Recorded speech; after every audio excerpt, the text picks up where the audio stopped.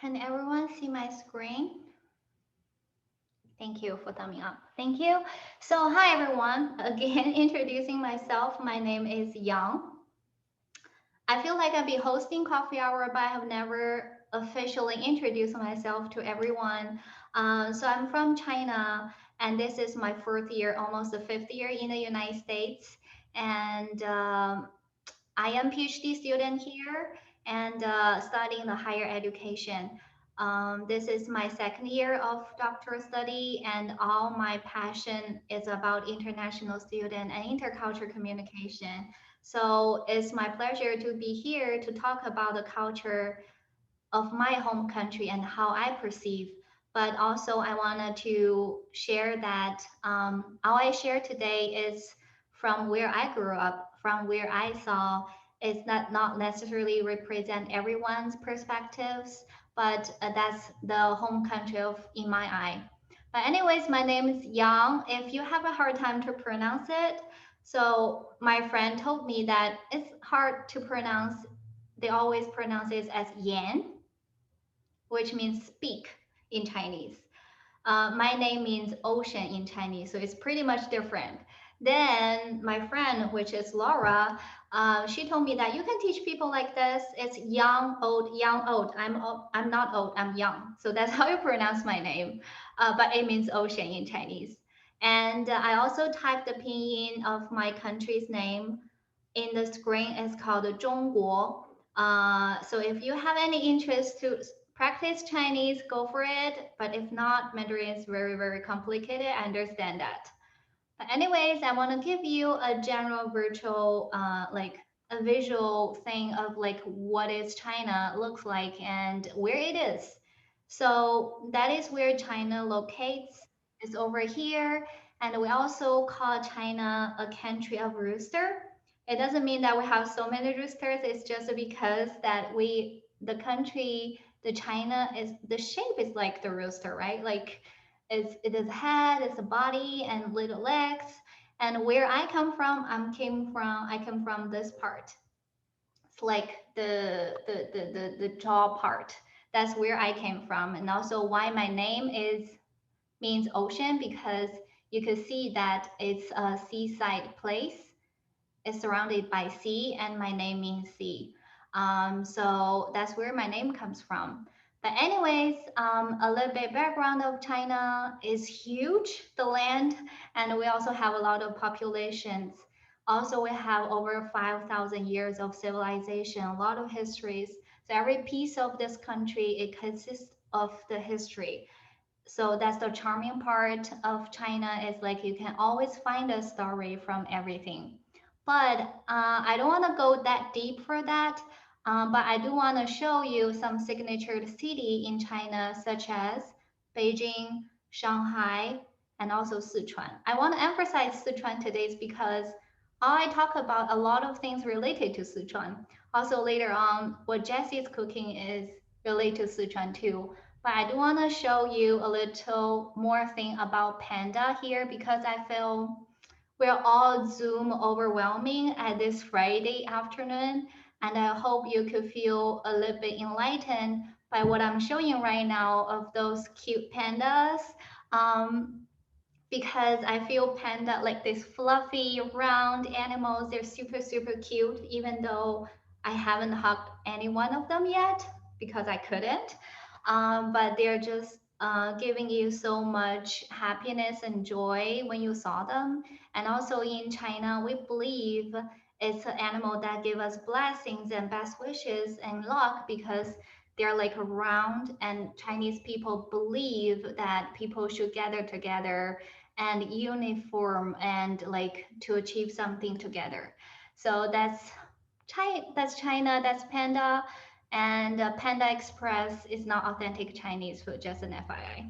But anyways, since it's also close to Chinese Lunar New Year, I also wanted to introduce about Chinese Lunar New Year. However, I do want to emphasize one thing is that Lunar New Year is a thing that's celebrated in a lot of countries, not just China. But what I share is from my New Year. It's the New Year I celebrate while I grow up in the northern part of China where it's called Dalian. So first thing of the first is you always gather with your families. Of course, I couldn't for this year, but my heart is with them. And my families will always gather together at the new year, and then they will make dumplings. So dumplings is it varies different places, such as in the southern part of China actually do not eat dumplings that much. But where I came from, actually, dumplings is a very, very big thing because we like the way that we wrap them together, make them together, and eat them. And it's also a way that you wrap your family together. That's how I understand how my grandma told me when I was a kid. Also, about Chinese Lunar New Year is money. Why is that? Because I mean, everyone wants to get rich, right? So it's no one's fault that I want to get rich.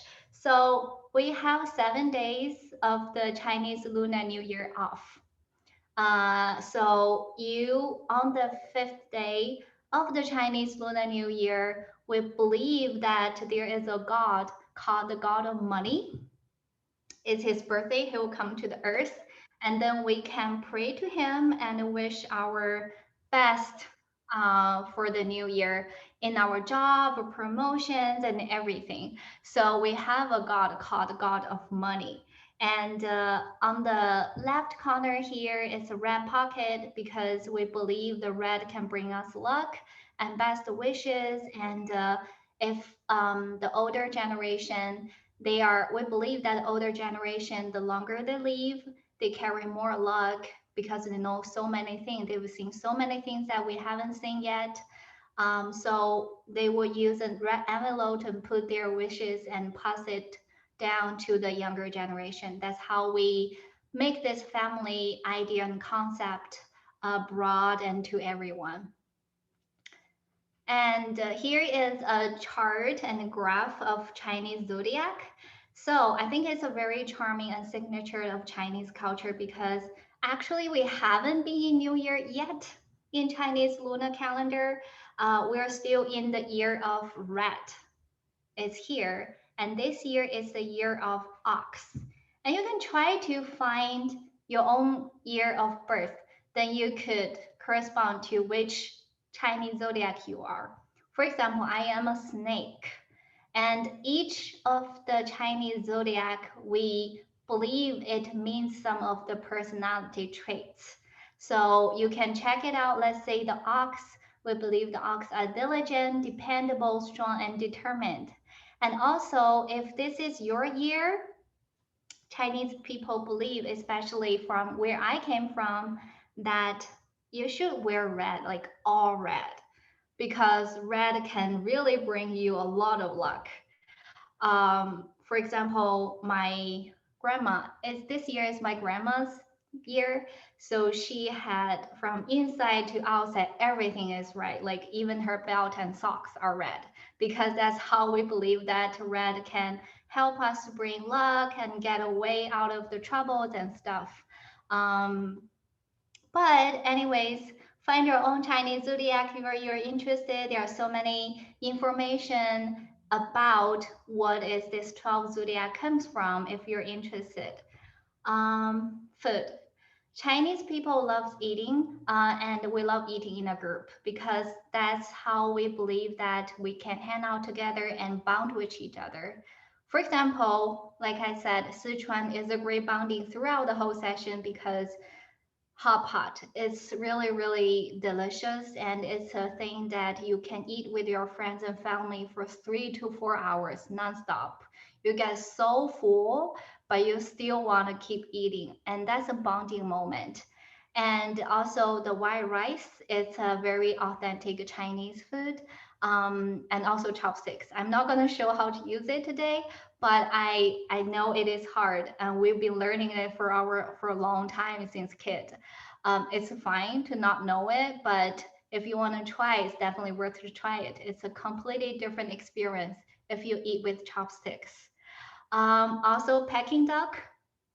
I was literally talking to Jessie because we tried a Peking duck, like a roasted duck in Tallahassee. We haven't tried one that we really like. And I was tell Jessie that, yeah, you should make Peking duck. That would be so good. But that's not for today. It's just too long and too much work. But anyways, I'm just gonna transition to Chef Jessie's part.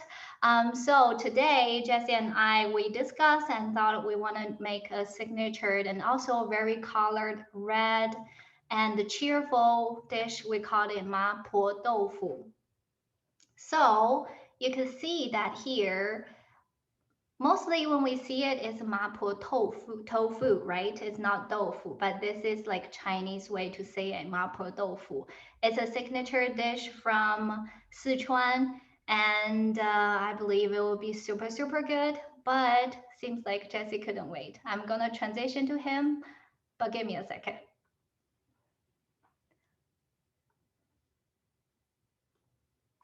All right, Jesse. All right. Hey, everybody. Welcome back to the Globe Kitchen. Chef Jesse here. Today we've got an awesome entree from Szechuan, China. Thanks so much for the intro and all the information, Yang. This is an awesome dish. It's very popular worldwide now, and it's a pretty old dish too. It's been around since the 13th century. I think the first recorded recipe that they found at this point is from Chengdu, which is the capital city in Szechuan. And, so this goes back, hundreds of years, and it is a popular dish now. So, I mean, whenever a dish lasts that long and it's popular now, there's something about it that, you want to try. This is a delicious dish. And for all you people out there that are not into tofu, this is a great entryway into the world of tofu too. And, a lot of people think of tofu as like this, meat substitute. In a lot of Asian cuisine, tofu is paired with meat. So this dish, we are going to have some ground beef added to it, but the beef isn't the star of the dish. Obviously, the tofu, the tofu is the star, but the beef is going to lend this like very savory kind of savoriness to the sauce. And so let's see, we've got I got a couple different types of tofu here to try to make this. Since tofu is the star, we definitely need to get the right kind of tofu for this. And that was kind of a challenge. In Asian cuisine in China, they're making tofu fresh. It's, you can get it from the market very easily. They have many different types. Since it's really not a big part of American cuisine, you're gonna need to go to the Asian market to really get the right one. Publix has got an in-house brand now of tofu, and they've only got a few different firmnesses. So they've got this silken tofu, which is really soft, and we'll open this up and try this, but I think it's going to be too soft. But mostly the tofu's out there, like if you go to like a Thai restaurant, it's going to be a firm tofu, and it's almost typically always fried. And so with this dish, it's really important to have a soft tofu, but it can't be so soft that it falls apart. So this one here I got from Lynn's Market, and it's just called a soft tofu. So it's not silken. And here's a couple pieces of it cut up. And so it's nice and juicy and tender. And it's got these kind of marks in it here, like little holes and things. And the name Mapo, the direct translation of that is pockmarked grandma. So I don't know if the pockmarks might have to do with the look of the tofu, or if it has to do with who originally made the dish. I think that might be lost to history exactly how the name came about. But I personally suspect it has to do with the look of the tofu. But there's many different ideas and explanations out there. So this soft tofu in our sample yesterday when we made this really worked out really well. I'm going to cut open the silken one today and just see how it looks, and we might throw a couple cubes in there to see what happens, because typically for the silken tofu we use that for like tofu desserts or in smoothies, that kind of thing. It blends up really well, has no flavor, that kind of thing. And for this dish, Mapo tofu, we're not going to fry it. We want it to be soft and tender. It's kind of like a cooling and texture factor for this really intense, savory and spicy and like numbing sauce. And so yeah, this dish Mapo tofu is also really illustrates this flavor contrast in Szechuan and Szechuan food. It really highlights this ma la flavor kind of pairing, which ma, I believe, is spicy. And you can correct me if I'm wrong, Young. And then la is numbing. And so the la part is this Szechuan peppercorn. And this is, I So think Jesse, it's, so sorry, I got it backwards? yes, it's vice versa. It's Oh, numb and spicy. Ma okay, la, numb and spicy. got it, thank you. And so Szechuan peppercorn, this comes from Szechuan. And I think it's, in terms of the plant, it's not like a black peppercorn at all. It's a totally different plant. I think it's prickly ash or something. And it just has this really intense aromatic kind of compounds in it. And you open up this package and it just has this kind of spicy, woodsy, herbsy kind of thing going on. And we're gonna use Szechuan peppercorn in 2 ways in this dish. We've got a little bit of ground beef.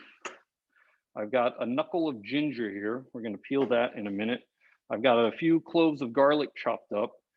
And then we've got chili flakes. And this is a chili flake from Szechuan as well. And it's actually got a little bit of sesame added to it. So it's got a little bit of a nutty flavor to it. And it's gonna be pretty spicy. And there's a particular chili over there that they use. So I really wanted to get the real deal here. It's called the heaven facing chili. So the chilies, they grow towards the sky rather than down towards the dirt. And so it's a particular chili. The chili flakes that you'd get from like the grocery store, those are more like an Italian style. They're not gonna, they're really roasted. They've got tons of seeds. They're not gonna give you the same kind of chili flavor as these. So I had to go to Ni Hao to get these actually. So Ni Hao is our local kind of Asian market, but they specialize in Chinese food. So they really have a lot of the specialties from China. All right, so we got a lot of ingredients today. Then we've got some rice wine, Chinese rice wine. This is rice cooking wine, so it's got salt in it. You can't drink it, but it's kind of a base flavor here. Then we got, this is Szechuan style broad bean sauce. So this is doubanjian is the Chinese name for it. And this is from China and it's from this region. Let's see if we can get it close. Selected authentic Pixian Duban, and so that's bean paste, I believe. And so you want to get it from that region, Pixian. Am I saying it right, Young? Yes. Pretty yes, good. It's Yeah. very good, actually. I'm gonna give it a shot. You know, I go for it. You know, if I mess up, just let me know. But yeah, so I was in. This is like an American brand, but it is from China, and it's pretty good. This is a fermented bean sauce. It's not soybean. It's a broad bean, like fava bean, butter bean, that type of bean. And then it's got chilies added to it too. And this is an essential component to this dish. The Szechuan peppercorns are essential. The chilies are essential. We're going to do a little bit of soy sauce. And this, we've got doche. And these are fermented whole black soybeans. And then they're packed in salt, so they're all salty too. A lot of this stuff has a lot of salt in it. And we're going to add the soy sauce. So this dish, we're not going to add any extra salt to it at the end. It should be good on its own. We've got about a cup of just some really, plain chicken broth, some sugar, and then I've got one bunch of green onions sliced. And so that's all of our stuff. This is a stir fry, so it comes together really quick. So it's really important to have all of your prep done ahead of time. You want to get your little bowls out, get all your stuff out, get all your prep together before you start with the cooking process. And so one thing we're going to do with the chilies here, and we're just going to do this first actually, is we're going to make a little chili oil. To do that, we are going to get a pan. We're going to heat this guy up a little bit. We don't want it to be too hot because we don't want the chilies to burn, but we want them to toast slightly. So I'm going to put about a quarter cup of this chili powder, or chili flakes, sorry, into this warm pan.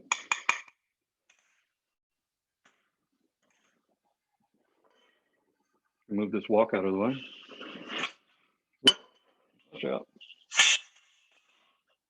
All right. So I'm using a big wide pan so y'all can see it, but you could do it in a smaller pan for sure. We're just going to warm these up gently And basically the proportion is 1 part chili flake, 2 parts oil. So I'm gonna put about a half a cup of oil in here. And then really it's just, you want it all to be warmed up together, and then it's gonna infuse into the oil somewhat slowly. You don't wanna infuse it in high heat because it'll burn the chilies and you'll just get kind of a burned oil flavor. So we're just gonna gently, whoops, I'm gonna pour some of that oil in there.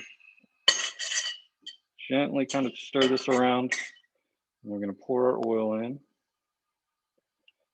Okay, and we want this oil to turn nice and bright red. I tried to do this with whole chilies.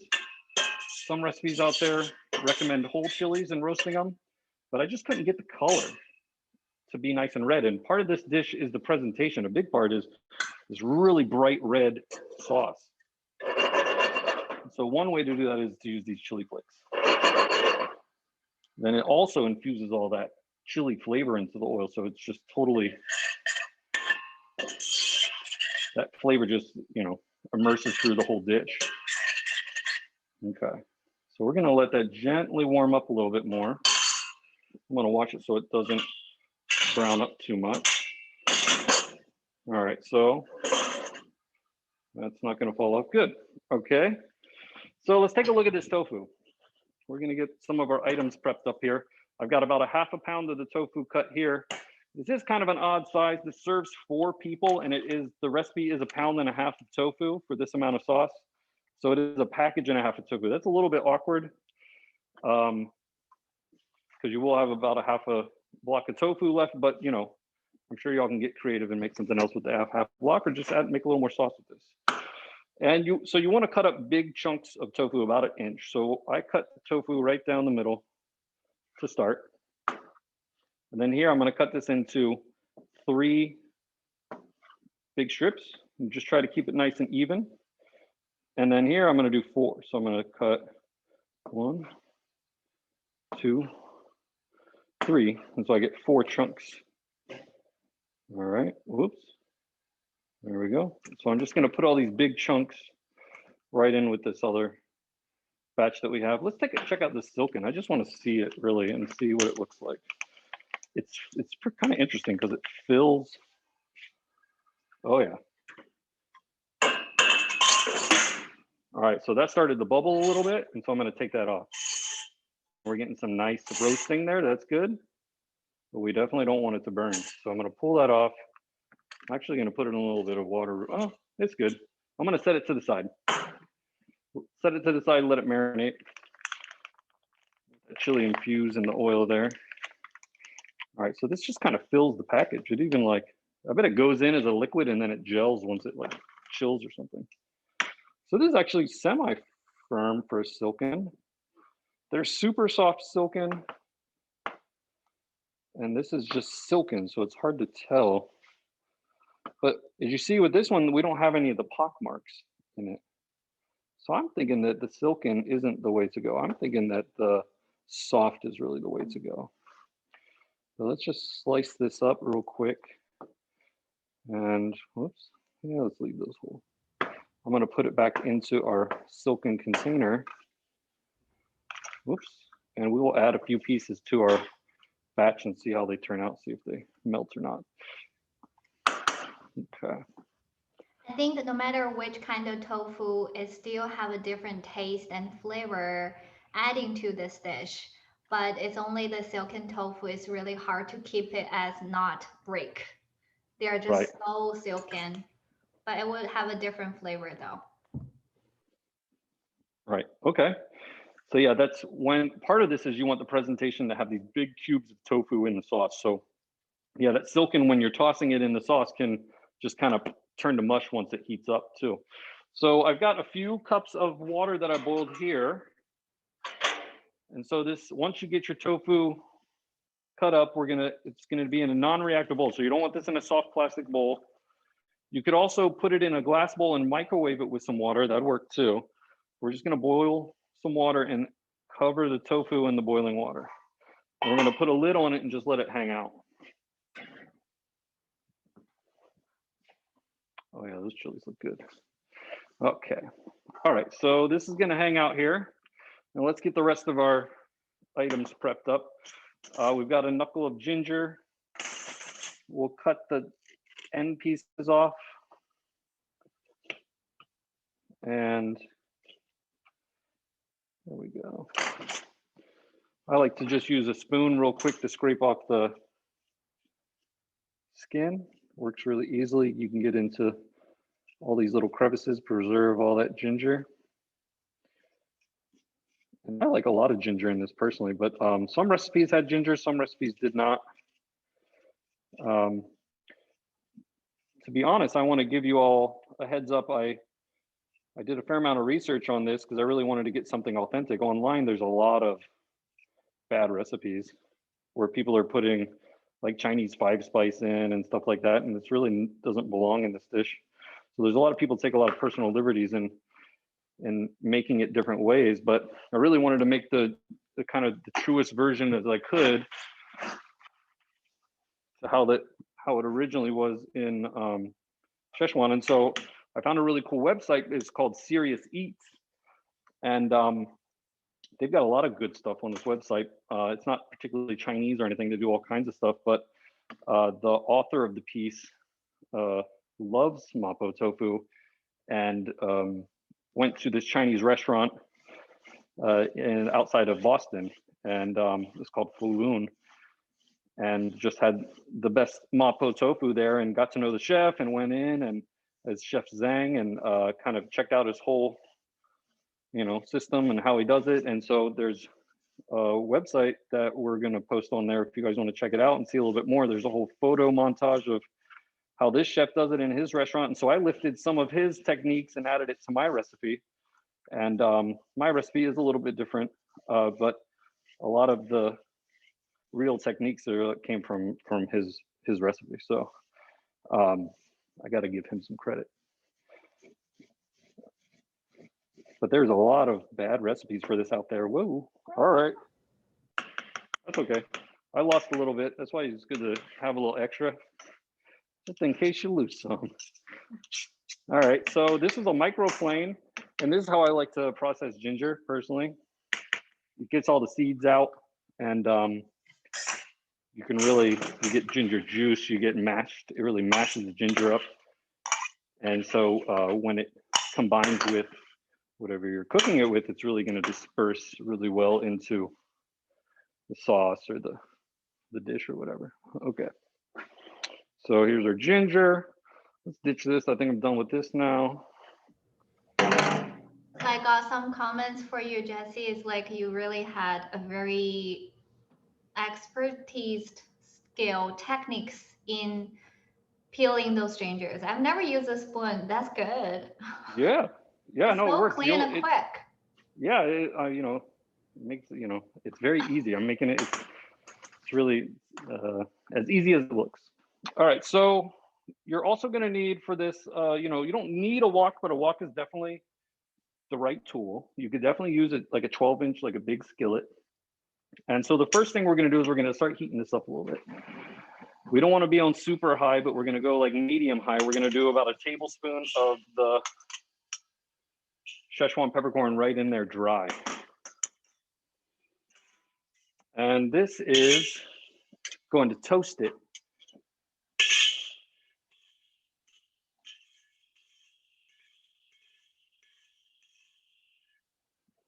And so this toasted Szechuan peppercorn, we're going to pull out and we're going to grind it in a spice grinder, or we're going to pound it in a mortar and pestle.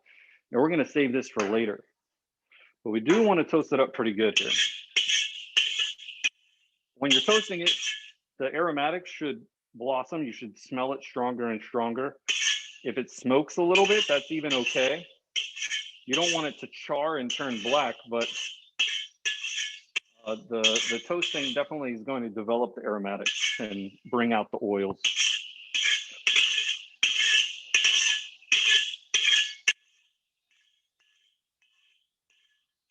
Okay. Oh yeah, that smells great. Can you smell it, Laura? This was exceptionally well packaged Szechuan peppercorn. This is the strongest smelling peppercorn I've ever had. It was Well, just from opening the package yesterday, it was just smelled so delicious. It was amazing. All right, I'm gonna turn this down a little bit. I'm gonna move this over and I'll grind it in a second once it cools. But from this point, we're gonna put a couple tablespoons of oil in. And then we're going to put another tablespoon of peppercorn. And we are, infusing this oil with the peppercorn. And so this is gonna just cook in here. I might have to turn the fan on in a minute. It's not turning on itself. So this is infusing the oil. I'm gonna add a little more oil to it too. And this oil is going to have this, strong Szechuan peppercorn flavor in it. And then we're gonna use this oil to cook the rest of our dish. So this is one of the techniques that Chef Zhang uses in his restaurant, and so it really gets that numbing characteristics throughout the dish, and then that powdered peppercorn we're going to put on at the end of the dish. All right, let me grab this. Okay, so I've got a little strainer here. I'm going to pick this up and put it through the strainer. I've got to get you like a full-on face mask or something, Laura. It's like dangerous job over here. Yeah. All right, so you want to get all of these out of here.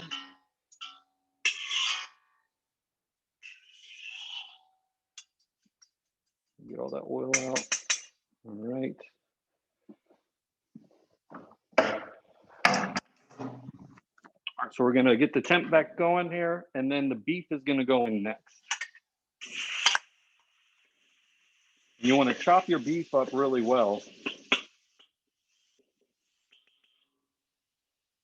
Let's get the fan on. There we go.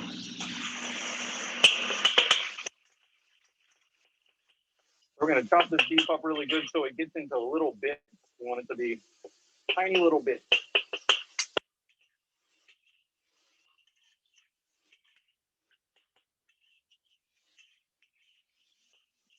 Right now I'm kind of heating this up. It's up on high right now. It's still gaining temperature for sure.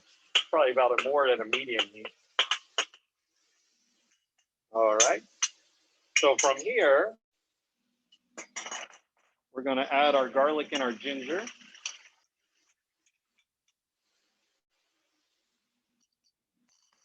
And this is where you can make it more or less spicy. I've got 1 tablespoon of chili flakes, and I'm going to do 2 on this. So I'm going to take this to a 4-star heat situation. And we're going to cook all this together. Any of these big chunks, we want to chop these up. Really want this beef to be minced.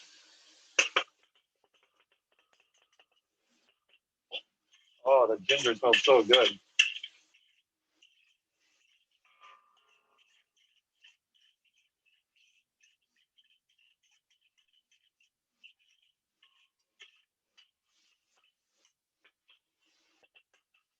All right, so we're going to cook this together for a minute or so. We don't want the ginger and garlic to necessarily be like browning, but we do want it to cook. We don't want it to stay raw.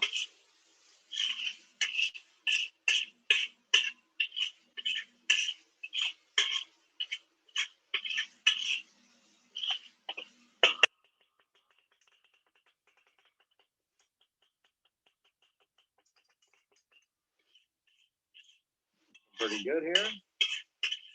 At this point, we're going to add our sauces. See if I can set those there. There we go. And we're going to start with the rice wine. We're going to do a 1/4 cup of rice wine. Okay.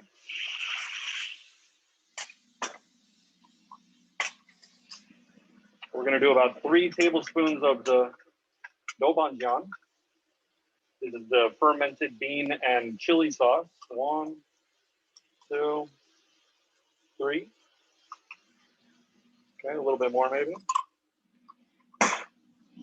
We're also going to do a little soy sauce. about a tablespoon or so. Then we're going to mix everything together.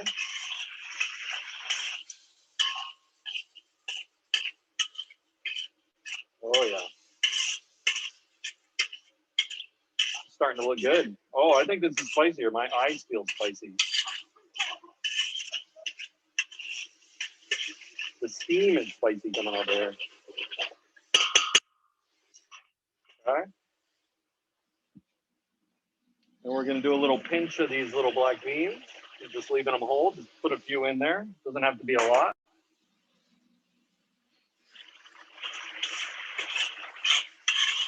Okay. Looking good. From here, we're going to add our cup of chicken stock. Tablespoon plus of sugar. And then I'm also going to put about a little less, about half of the green onions. Move this stuff down. Okay. I'm going to stir this, stir this, stir this. Oh yeah, that's going to be spicy. Holy mackerel. Might have taken this one to the limit. All right, so while that's kind of coming up to temperature, I'm going to drain the hot water off of the tofu.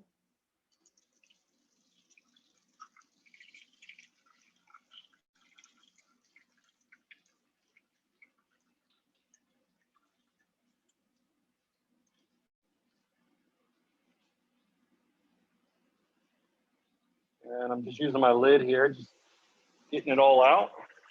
And we want that sauce to come to a boil before we add anything to it. And there we go, coming to a boil.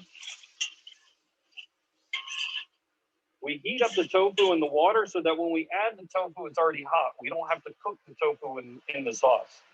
We want everything, once the tofu enters, we want to stir it a few times, pour it into the serving bowl. And we still need to add about a quarter cup of our chili sauce. Let me grab that down here real quick.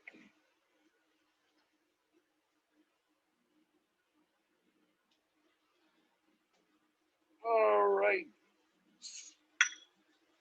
We're going to add a quarter cup of chili sauce, or chili oil, sorry. And you can go quarter to a half a cup. This dish is important to have a good layer of oil in this dish. It really should coat the tofu. And it adds to the presentation, the texture and flavor of this dish. Okay, so it's getting a good little boil here. We'll let it boil for another second.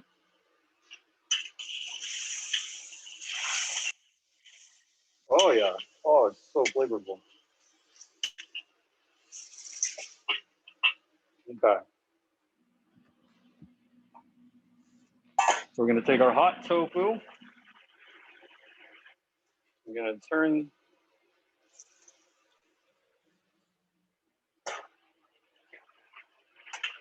our heat down. Oh my. Oh, there we go. Okay, and so now we're just gently tossing the tofu in with the sauce. We don't necessarily want this to like boil very hard, or if it boils a little bit, that's okay. But if it boils too hard, it could break up the tofu even. And these wok utensils are really good for keeping the tofu whole. All right, this is looking pretty good. Gonna let that continue to cook here for a second. Let me bring these over so I don't burn my hands. All right. So I want to toss in a couple of these ones here. Let's see what happens when we put in a couple silken ones. I think they're too soft. Kind of move this out of the way here. Yeah, they look a little different. Well, really getting coated. I don't know. Oh yeah, there it is. Yeah, I think they're gonna fall apart. They're kind of staying together. The softness of the tofu is going to really contrast, and the tenderness and the it's going to contrast with that intense, savory, spicy sauce. And it's really going to cool things down.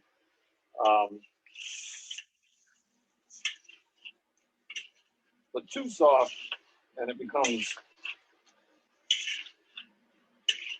a mush. But I don't know, they're holding together pretty good. I think I might try that silken one at home. Okay, so here we go. Dish is cooked.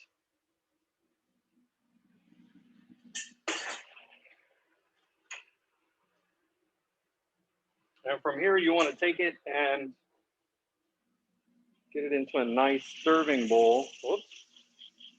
We don't want it to boil over here. Okay.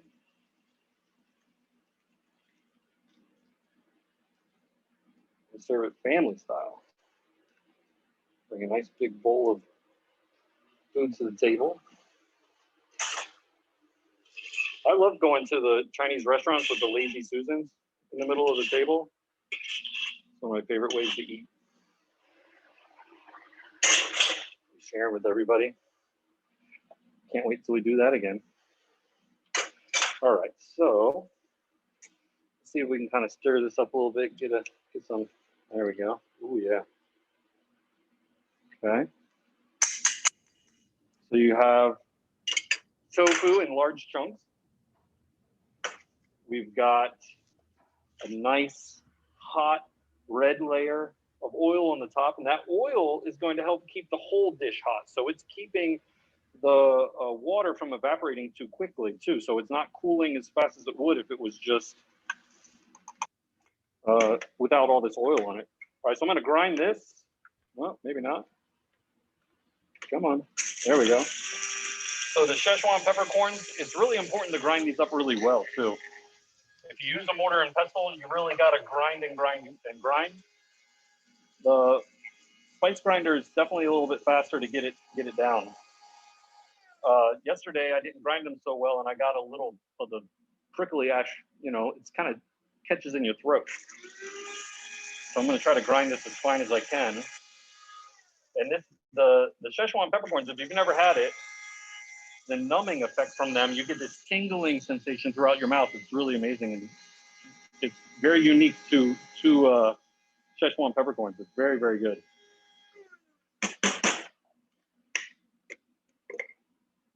Okay. So here we go. We're going to take our ground peppercorn, and we're just going to sprinkle it over the top, and you're just going to get some amazing aromatics from it. And then when you bite into it, it will help cool down some of that chili by numbing your mouth and giving you a tingling sensation. And then you can't help but go back for another bite. And it's like this vicious cycle. It just works so well. All right, so we got a nice tablespoon on top there, and then we're going to also put some raw green onions around the top.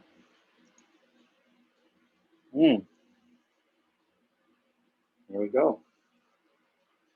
We'll do a quick little toss here.